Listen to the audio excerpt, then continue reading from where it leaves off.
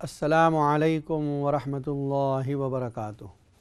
ناظرین کرام، اس وقت آپ دیکھ رہے ہیں اقرا ٹی وی پر لائیو Q&A کا پروگرام۔ سوال و جواب کا سلسلہ جاری ہے۔ اگر آپ کے ذہن میں کوئی سوال ہے یا آپ کسی پریشانی کا حل چاہتے ہیں تو اسٹوڈیو کے نمبر پر فون کر کے معلوم کر سکتے ہیں۔ انشاءاللہ قرآن و سنت کی روشنی میں آپ کے سوالات کے جوابات دیے جائیں گے۔ ہماری بہن کا یہ سوال تھا کہ اگر کسی پر قرضہ ہے، کریڈٹ کارڈ وغیرہ کا، پھر بھی وہ زکوٰۃ دے سکتا ہے؟ دیکھیے، زکوٰۃ جو ہے تجارتی مال پر لازم ہے، سونے چاندی پر لازم ہے، کیش پر لازم ہے، شیئر سرٹیفکیٹ پر لازم ہے۔ اگر ان تمام چیزوں کو جن پر زکوٰۃ واجب ہوتی ہے، یا اگر کوئی آدمی بزنس کر رہا ہے تو اس بزنس کے اندر جتنا مال پڑا ہوا ہے اس پر بھی زکوٰۃ لازم ہے۔ ان تمام چیزوں کو ایک طرف جمع کریں۔ دوسری طرف قرضہ جو ہوتا ہے، جس کو کسی پارٹی کو قرضہ دینا ہے، جہاں سے مال اٹھایا ہے اس کو قرضہ دینا ہے، یا کوئی کریڈٹ کارڈ کا قرضہ ہے جس کو ادا کرنا ہے، تو اس قرض کو دوسری طرف رکھیں۔ اگر اس طرف 30,000 ہو رہے ہیں جمع میں اور قرضہ جو ہے 10,000 ہے، اس کا مطلب 20,000 پر زکوٰۃ لازم ہے۔ اب اگرچہ یہ مقروض ہے 10,000 کا، لیکن یہ زکوٰۃ دے گا، کیونکہ اس کے پاس جو مال ہے وہ اس کے قرضے سے زیادہ ہے۔ اور قرضے میں ایک بات کا خیال رکھیں، مورگیج کا قرضہ پورا قرضہ شمار نہیں ہوتا، کیونکہ لانگ ٹرم ہے۔ تو اگر کسی نے 100,000 مورگیج لی ہے تو اس کا یہ مطلب نہیں کہ وہ 100,000 کا مقروض ہے، بلکہ ایک سال میں جو پیمنٹ کر رہا ہے اس کا مقروض ہوگا وہ۔ جیسے 400 پاؤنڈ اے منتھ، اس کا مطلب 4,800 پاؤنڈ سال کے دے رہا ہے، اتنا ہی قرضہ شمار ہوگا۔ باقی اگر اس کے پاس اس سے زیادہ مال ہے تو ہم اس کو کہیں گے کہ تو قرضہ ادا کر، ورنہ تو 25 سال تک یہ قرضہ ہی ادا نہیں کرے گا، زکوٰۃ ہی نہیں دے گا۔ تو مقروض پر زکوٰۃ واجب ہے، اس کے قرض سے زائد جو مال ہے اس پر۔ اور اگر کسی مقروض کے پاس قرضہ زیادہ ہے اور پھر بھی وہ زکوٰۃ دیتا ہے تو اس کو نفل کا صدقے کا ثواب ملے گا۔ لیکن ایک بات خیال رہے، وہ تمام چیزوں کو شمار کر لے۔ ہو سکتا ہے وہ مقروض پر سونا چاندی اور چیزیں بہت سی ہوں اور قرضہ بھی ہے، لیکن اس میں دیکھا جائے گا کہ اگر سونا چاندی کیش وغیرہ زیادہ ہے تو زیادہ مال پر زکوٰۃ لازم ہو جائے گی۔ ہمارے ایک بھائی نے بڑا اپنی پریشانی کا ذکر کیا ہے کہ 10 سال سے وہ، جس سے 10 سال پہلے وہ گاڑی بھی چلاتے تھے، چلتے پھرتے بھی تھے، اچانک ہپ کا مسئلہ آ گیا جس کی وجہ سے اب وہ نہ چل پھر سکتے ہیں اور ڈاکٹر کہہ رہے ہیں کہ آپریشن کرانا پڑے گا۔ دیکھیے، آپریشن اگر آپ کے لیے آپ کے خیال میں بہتر ہے تو کرا لیجئے، تاکہ آپ کو یہ افسوس اور حسرت نہ رہے کہ کاش اگر میں آپریشن کرا لیتا تو کچھ ٹھیک ہو جاتا۔ ویسے عمل کے طور پر یہ ہے کہ اہدنا الصراط المستقیم، یہ قرآن کی سورہ فاتحہ کی چھوٹی سی آیت ہے۔ بس اس آیت کو آپ پڑھ کر 11 مرتبہ پڑھیں، ہاتھ پہ دم کریں اور مسح کریں، یعنی اس کو مالش کریں، جہاں تکلیف ہے وہاں پر ملتے رہیں۔ دن میں کئی مرتبہ بھی یہ عمل کر سکتے ہیں۔ بس اتنا ہی، اہدنا الصراط المستقیم۔ زیتون اور انجیر کا کھانا یہ بھی آپ کی تکلیف کو کم کرے گا انشاءاللہ۔ دوسرا، ہماری ایک بہن کا سوال تھا کہ اگر کوئی بیمار ہے تو موزوں پر مسح کرنا۔ کل بھی یہ بات بتائی تھی کہ موزہ وہ ہے جو لیدر ساکس سے ہے، اس پر مسح کرنے کی اجازت ہے۔ عام جو کاٹن ساکس ہیں اس پر مسح نہیں کر سکتے، اور جو لیدر ساکس ہے اس پر مسح کرنے کی اجازت ہے 24 گھنٹے تک۔ جب پہلی مرتبہ وضو ٹوٹا ہے وہاں سے 24 گھنٹے شمار ہوں گے۔ اس کا ٹائم کی مثال سمجھ لیں آپ کہ صبح 7 بجے آپ نے وضو کیا اور موزہ پہن لیا، اور 8 بجے آپ کا وضو ٹوٹا ہے، تو اب دوسرے دن 8 بجے تک آپ اس پر مسح کر سکتی ہیں۔ اس کا مطلب اگر آئندہ کل 7 بجے بھی آپ اس پہ مسح کرنا چاہیں تو کر سکتی ہیں، لیکن 8 بجتے ہی آپ کا وضو، وہ مسح ختم ہو جائے گا۔ دوبارہ آپ ساکس اتار کر صرف پیر دھو لیں تو پھر کنٹینیو کر سکتے ہیں، اگر آپ کا وضو ہے اس وقت 8 بجے تو۔ دوسرا، ہماری ایک بہن کا بڑا مسئلہ ہے، ان کے بھی 3 بچوں کا انہوں نے پریشانی کا ذکر کیا ہے۔ حق تعالی شان ہو آپ کے گھر میں سکون، عافیت عطا فرمائے، محبتیں عطا فرمائیں۔ ایک عمل یہ کریں کہ سورہ بقرہ کو آپ ایک مرتبہ پڑھ کر گھر کے چاروں کونوں میں، ہر کمرے کے چاروں کونوں میں اس کا پانی چھڑک دیں، یعنی ایک گلاس پر پڑھ کے دم کریں اور پھر ہر کونے میں پڑھ کے چھڑک دیں۔ اذان کا اہتمام ہو، گھر میں لائیو اذان ہو، اگر نہ ہوتی ہو تو آپ خود اذان دے لیا کریں 3-4 مرتبہ۔ اور دوسرا سورہ فرقان پارہ نمبر 19ویں پارے میں سورہ فرقان کی آیت نمبر 74، اس کو آپ اپنی ہر دعا میں، بلکہ التحیات و درود شریف کے بعد بھی یہی دعا پڑھیں، ربنا ھب لنا من ازواجنا وذریاتنا قرۃ اعین وجعلنا للمتقین اماما۔ آیت کا نمبر ہے 74، سورت کا نام ہے الفرقان، پارہ نمبر 19 پارہ۔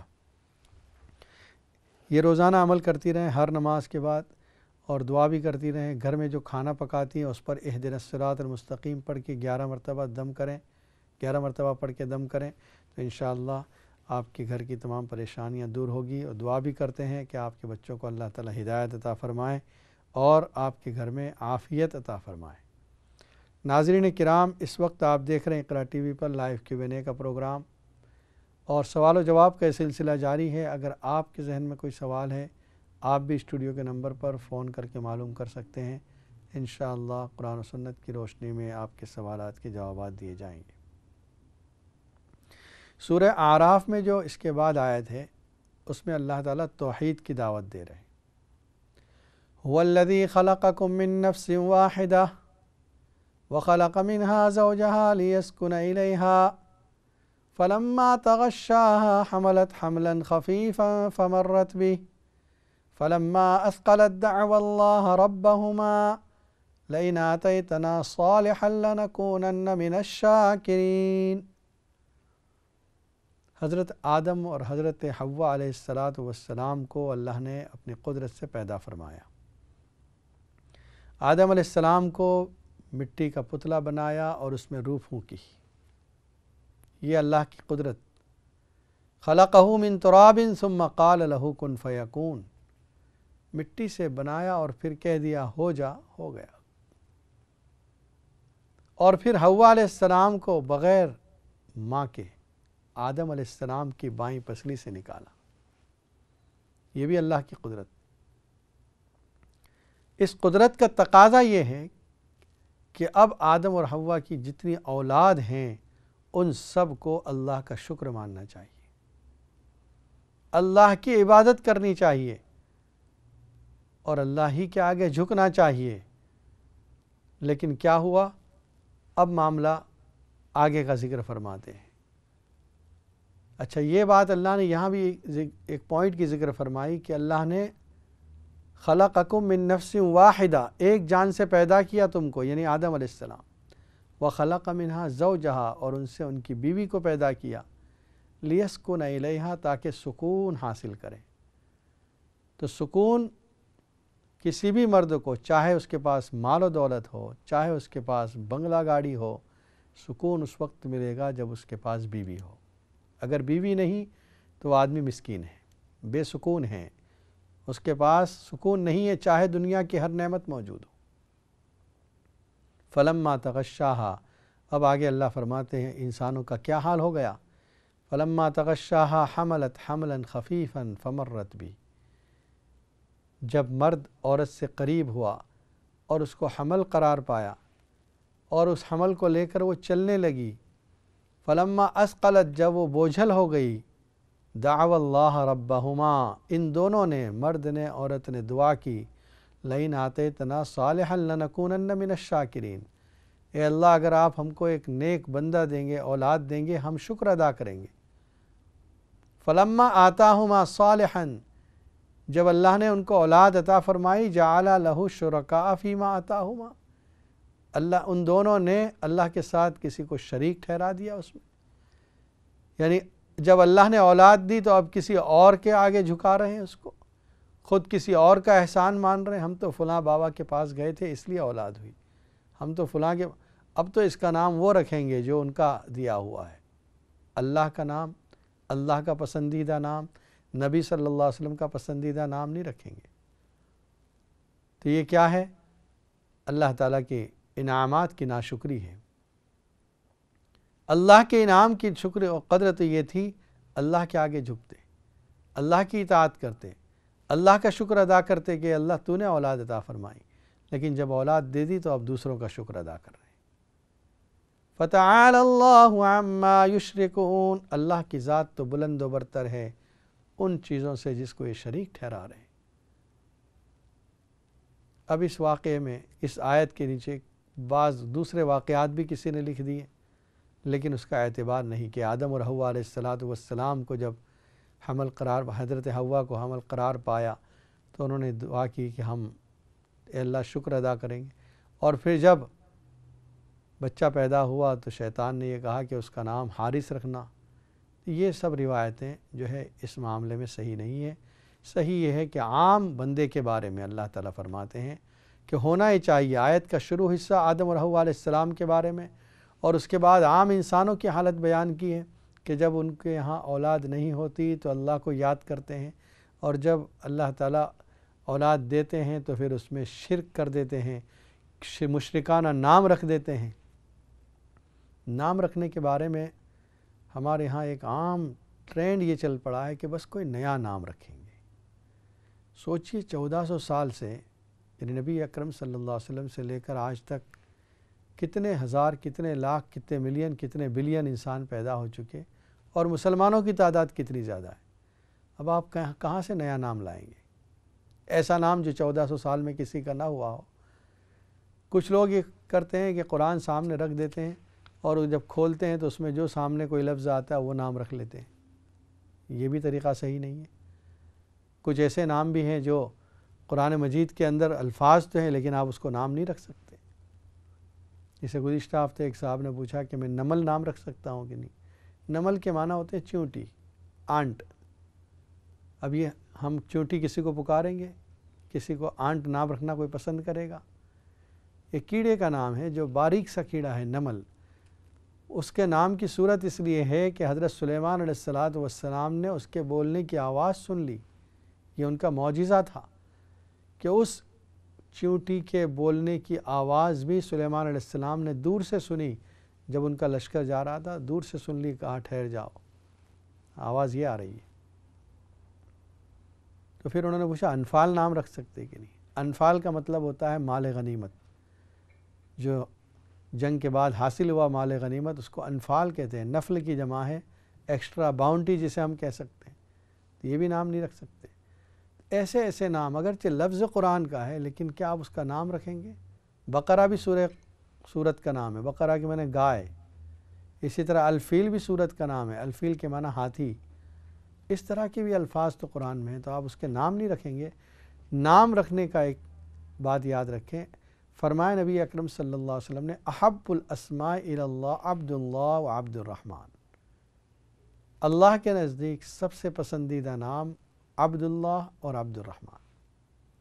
یا اگر اور زیادہ نام چاہیے، حضرت شیخ الحدیث حضرت مولانا محمد زکریا صاحب رحمۃ اللہ علیہ فرماتے ہیں ہمارے خاندان میں یہ طریقہ تھا، جب کسی کے ہاں بچہ پیدا ہوتا، سورہ انعام کا وہ رکوع جس میں اللہ تعالیٰ نے ایک ہی رکوع میں 17 صحابہ کرام کے، اللہ تعالیٰ نے 17 انبیاء کے نام ذکر فرمائے ہیں، وہ دیکھ لیتے اور اس کے اندر سے کوئی نام پسند کر کے رکھ لیا جاتا۔ یعقوب ہے، داؤد ہے، سلیمان ہے، یونس ہے، یوسف ہے، موسیٰ ہے، یحییٰ ہے، زکریا ہے، عیسیٰ ہے، یسع ہے، الیاس ہے۔ یہ 17 نام اللہ نے ایک ساتھ انبیاء کرام علیہ السلام کے نام ذکر فرمائے ہیں، ان میں سے کوئی ایک نام چوز کر لیتے تھے۔ ایک کالر لائن پر موجود ہے۔ السلام علیکم ورحمۃ اللہ وبرکاتہ۔ السلام علیکم مولانا صاحب۔ جی وعلیکم السلام۔ مولانا صاحب ایک میرا یہ مسئلہ ہے کہ میں کچھ چیز پاکستان میں بیچنا چاہتی ہوں تبھی، تو اس کے لیے اگر کوئی وظیفہ مجھے بتائیں پلیز۔ کیا کرنا چاہتی ہیں؟ بیچنا ہے؟ جی فروخت کرنا چاہتے ہیں۔ پلاٹ ہے یا مکان ہے؟ جی زمین ہے۔ اچھا ٹھیک ہے، ٹھیک ہے، السلام علیکم۔ اور ایک کالر لائن پر موجود ہے۔ السلام علیکم ورحمۃ اللہ وبرکاتہ۔ وعلیکم السلام۔ مولانا صاحب ٹھیک ہو؟ الحمدللہ، آپ ٹھیک ہے؟ اللہ کا بڑا شکر ہے، آپ کی دعائیں چاہیے ہمیں۔ میں اکثر فون آپ کو کرتی ہوں جی جی، آپ کو دعا کے لیے صبح جمعہ مبارک ہے، آپ امام بھی ہیں انشاءاللہ ضرور۔ اس میں میرے بیٹے کے لیے خاص کر کے دعا کرنا. آپ نے جو وظیفہ مجھے بتائے ہوئے ہیں 7 سے بھی زیادہ اگر میں وظیفے کر رہی ہوں, ابھی تک اس کے رشتے کا کوئی پتہ نہیں کوئی رشتہ ہوتا. کتنا عرصہ ہوا اس کو؟ 7 سے زیادہ ہو گیا وظیفہ. اچھا چلو انشاءاللہ ایک دوسرا سورۃ جو صورت آپ نے بتایا وہ بھی پڑھتی ہوں, سورۃ مومنین وہ بھی پڑھتی ہوں, سورۃ حج کی جو ہے وہ بھی پڑھتی ہوں. اچھا تو یہ کافی اچھا 7 سے بھی ہوتے ہو گیا. ایک تو اس کو کام کو نہیں ملتا, آئے دن اس کو فلو اور بخار ہو جاتا ہے. اس کے لیے کوئی بتائیں گے بخار ٹھیک ہے, کام بھی نہیں اس کو کرنے کا ہوتا ہے, تو ملتا ہی نہیں کام. ہاں ہاں ٹھیک ہے انشاءاللہ بتاتے ہیں آپ کے ضرور. محلے میں جب آپ گئے تھے آج تک میں نے آپ کو اس کا بتایا تھا, آپ نے پوچھا اس کا نام کیا, میں نے آپ کو بولا تھا اس کا نام ہے جنید حسن احمد. جی جی میں نے کہا آپ کو ادھر جا کر بھی دعا کرنا انشاءاللہ ضرور. السلام علیکم ورحمۃ اللہ. ہماری بہن کا یہ مسئلہ ہے کہ کوئی پاکستان میں کوئی پلاٹ ہے وہ بیچنا چاہتی ہیں. سورہ حج کی ایک آیت ہے وَأَذِّن فِي النَّاسِ بِالْحَجِّ يَأْتُوكَ رِجَالًا وَعَلَىٰ كُلِّ ضَامِرٍ يَأْتِينَ مِن كُلِّ فَجٍّ عَمِيقٍ. یہ 17ویں پارے میں 17 پارے میں سورہ حج آپ کھولیں تقریباً تیسرے رکوع میں یہ آیت ہے, سجدے کے بعد کے رکوع میں یا چوتھے رکوع میں. تو آپ اس آیت کو روزانہ 100 ٹائمز پڑھیں اور دعا کریں. انشاءاللہ جلد ہی اس پلاٹ کا مسئلہ حل ہو جائے گا اور اللہ تعالیٰ آپ کو اس سے نفع دے گا. پھر ہماری بہن نے اپنے بیٹے کے لیے بتایا رشتے کیا, اور کہتی ہے وہ بخار بھی رہتا ہے اس کو روزانہ کئی دنوں سے. آپ ایسا کریں, وہ جو سورہ مائدہ کا عمل ہے ابھی اس کو اسٹاپ کر دیں آپ. دوسرا ایک عمل یہ بتاتے ہیں, سورہ ممتحنہ کا عمل جو ہے روزانہ سورہ ممتحنہ پڑھیں. یہ 28ویں پارے کی 28 پارے کی تیسری صورت ہے. اور ابھی یہ جو بخار ہے اس کو اس کے لیے عمل یہ کریں کہ سورہ مؤمنون کی لاسٹ 4 آیتس 4 آخری آیت 18 پارہ سورہ مؤمنون کی, اس کو پڑھ کر پانی پہ دم کر کے پلاتے رہیں. 11 مرتبہ پانی پہ دم کریں اور پھر پلائیں تو انشاءاللہ اس کو اللہ تعالی شفا بھی عطا فرمائیں گے.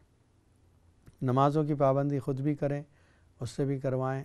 نماز کے اندر اللہ تعالیٰ نے رزق کا وعدہ رکھا ہے اور انشاءاللہ اللہ تعالیٰ اس کو کوئی اچھا اور حلال رزق کا ذریعہ عطا فرمائے گا.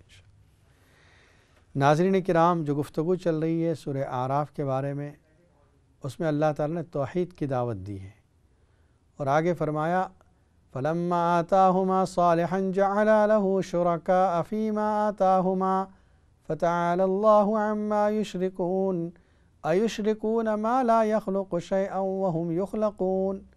کیا وہ لوگ اللہ کے ساتھ ایسی چیزوں کو شریک ٹھہراتے ہیں جس نے کسی چیز کو پیدا نہیں کیا, وہ خود پیدا کیے ہوئے ہیں, ان کو بنایا گیا ہے. یا تو اللہ نے ان کو بنایا ہے اگر وہ انسان ہے, یا اگر وہ اسٹیچو ہیں جن کے ساتھ یہ شریک, تو وہ تو انسانوں نے خود تراشے ہیں.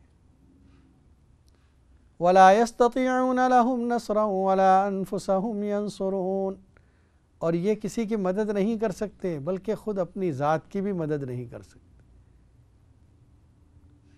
ایسے لوگوں کی, ایسی شخصیات کی, ایسے بتوں کی, ایسے اسٹیچوز کی یہ شرک اور پوجا کر رہے ہیں, یہ ان کے کسی کام آنے والے نہیں. وَإِن تَدْعُوهُمْ إِلَى الْهُدَىٰ لَا يَتَّبِعُوكُمْ. اور اگر ان کو پکارتے ہیں, یہ دعائیں مانگتے ہیں ان سے, لا يَتَّبِعُوكُمْ, یہ نہیں آتے, یہ فالو نہیں کرتے ان کو. سواء علیکم ادعوتموہم ام انتم صامتون. برابر ہے چاہے تم ان کو پکارو یا تم خاموش رہو, یہ تم کو نہ نفع پہنچا سکتے ہیں نہ نقصان پہنچا سکتے. جن کی یہ پوجا کر رہے ہیں ان کی مثال کیا ہے؟ ان الذین تدعون من دون اللہ عباد امثالکم فلیستجیبوا لکم ان کنتم صادقین. جن کی تم اللہ کے علاوہ پوجا کرتے ہو اپنے ہی جیسے بندے ہیں, تمہاری طرح انسان ہیں. وَدْعُوهُمْ, ان کو پکارو. فَلْيَسْتَجِيبُوا لَكُمْ, اگر وہ سچے ہیں تو وہ تمہارا جواب دیں, لیکن وہ جواب نہیں دیں گے. أَلَهُمْ أَرْجُلٌ يَمْشُونَ بِهَا, کیا ان کے ایسے پیر ہیں کہ چل سکیں؟ أَلَهُمْ أَيْدٍ يَبْطِشُونَ أَمْ لَهُمْ أَيْدٍ يَبْطِشُونَ بِهَا, ان کے ہاتھ ہیں ایسے جو پکڑ سکیں؟ أَمْ لَهُمْ آذَانٌ يَسْمَعُونَ بِهَا, کیا ان کے کان ہیں جس سے وہ سن سکیں؟ قُلِ ادْعُوا شُرَكَاءَكُمْ ثُمَّ كِيدُونِ فَلَا تُنظِرُونَ فرما دیجئے پیغمبر صلی اللہ علیہ وسلم تم اپنے مشرکین جو شرکاء ہیں جن کی تم پوجا کرتے ہو ان کو بلاؤ اور تم جو چاہو مجھ پر عمل کر لو اور مجھے مہلت بھی نہ دو، کیونکہ میرا دوست تو اللہ ہے۔ ان ولی اللہ الذی نزل الکتاب وہو یتولی الصالحین، میرا دوست میرا سرپرست تو وہ اللہ ہے جس نے کتاب نازل کی ہے اور وہ صالحین کا دوست ہے۔ حق تعالی شانہ نے ان تمام آیات میں توحید کا سبق دیا، لوگوں کو اس بات پر آمادہ کیا اللہ ہی تمام چیزوں کو بنانے والے ہیں، وہی اس قابل ہیں کہ اس کی عبادت کی جائے، وہی مالک ہے، وہی یکتا ہے، اس کے ساتھ کسی کو شریک ٹھہرانا یہ درست نہیں، یہ جائز نہیں۔ حق تعالی شانہ ہمیں بھی توحید کامل عطا فرمائے، حق تعالی شانہ کی عظمت ہمارے دلوں میں جما دے۔ دعا فرما لیجیے اللہم صلی علی سیدنا محمد وعلی آل سیدنا محمد وبارک وسلم۔ اے اللہ ہمارے گناہوں کو معاف فرما، خطاؤں سے درگزر فرما، شرور سے حفاظت فرما۔ اے اللہ ہم میں جو بیمار ہو ان سب کو شفا کاملہ عاجلہ عطا فرما، جو پریشان حال ان کی پریشانیوں کو دور فرما، جو مقروض ہیں ان کے قرض کی ادائیگی آسان فرما، جو بے گھر ہیں ان کے گھر کا اسباب مہیا فرما، جو بے سہارا ان کے سہارا بن جا۔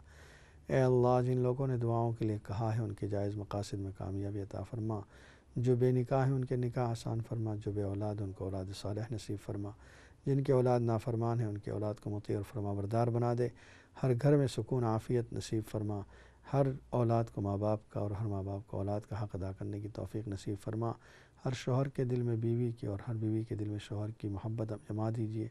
اے اللہ نبی اکرم صلی اللہ علیہ وسلم کی سنتوں سے اور صحابہ کرام کی طریقوں سے ہمیں محبت نصیب فرما۔